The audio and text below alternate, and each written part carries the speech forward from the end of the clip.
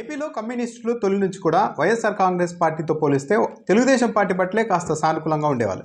ఒకవేళ బీజేపీతో తెలుగుదేశం పార్టీ పొత్తు పెట్టుకొని ఉండకపోతే కమ్యూనిస్టులు తెలుగుదేశం పార్టీ జనసేనతో కలిసి ఈసారి కూడా ఎన్నికలకు వెళ్లాలని భావించాయి.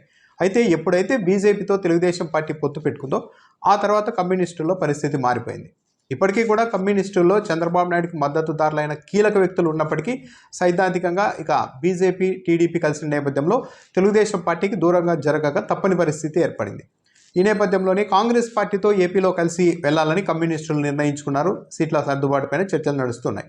అయితే ఎవరైతే కమ్యూనిస్టు భావజాలం కలిగి ఉంటారో విశ్లేషకులుగా సోషల్ మీడియాలో ఇన్ఫ్లుయెన్సర్స్గా ఉన్న వాళ్ళందరూ కూడా అందుకు భిన్నంగా అయితే వెళ్తున్నారు. పార్టీ లైన్ కంటే కాస్త భిన్నంగానే వాళ్ళు ఉన్నారు. కాంగ్రెస్ పార్టీ కమ్యూనిస్టులు కలిసి వెళ్తున్నప్పటికీ కూడా ఆ కూటమికి మద్దతుగా వాళ్ళేం పెద్దగా పనిచేస్తున్నట్లేదు.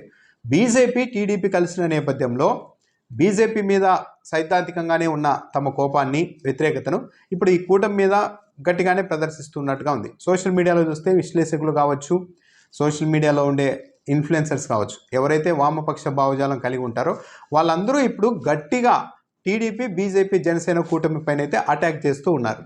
టీవీ డిబేట్లలో కూడా అంతే వామపక్ష భావజాలం ఉన్న విశ్లేషకులు ఈ కూటమిని చాలా స్ట్రాంగ్గా టార్గెట్ చేస్తున్నారు. ప్రత్యేక హోదా కావచ్చు, పోలవరం కావచ్చు, ఇలాంటి అనేక ప్రశ్నలు సంధిస్తున్నారు. జనసేన టీడీపీ నాయకులు ఎవరైనా డిబేట్లకు వస్తే ప్రత్యేక హోదా పైన మీ స్పందన ఏంటి, అసలు ఎందుకు మీరు మొన్న మీటింగ్లో ప్రత్యేక హోదా అన్న అంశాన్ని నరేంద్ర మోడీ ప్రస్తావించకపోయినా కూడా మీరు ఎందుకు ఆ పార్టీతో కలుస్తున్నారు, రాష్ట్రానికి ఏంటి ఉపయోగం బీజేపీతో కలవడం వల్ల అంటూ కొన్ని సమాధానాలు లేని ప్రశ్నల్ని సంధిస్తున్నారు. ఆ సమయంలో తెలుగుదేశం పార్టీ వాళ్ళు కావచ్చు, జనసేన వాళ్ళు కావచ్చు, ఈ వామపక్ష భావజాలం ఉన్న విశ్లేషకులపై ఒక ఎదురుదాడి తప్పించి సమాధానం అయితే స్ట్రైట్గా ఇవ్వలేకపోతున్నారు. సో ఇదంతా పరోక్షంగా వైఎస్ఆర్ కాంగ్రెస్ పార్టీకి ఉపయోగపడే పరిస్థితులు కనిపిస్తున్నాయి. వామపక్ష భావజాలం ఉన్న వారందరూ కూడా ఇప్పుడు పరోక్షంగా వైఎస్ఆర్ కాంగ్రెస్ పార్టీ వెంట ర్యాలీ అవుతున్నారు, మాట సాయం చేస్తున్నారు. ఇది వైఎస్ఆర్ కాంగ్రెస్ పార్టీకి ప్లస్ అయ్యే అవకాశాలు ఉన్నాయి. ఓవరాల్గా సోషల్ మీడియాలో కూడా ఇదే ట్రెండ్ కనిపిస్తూ ఉంది.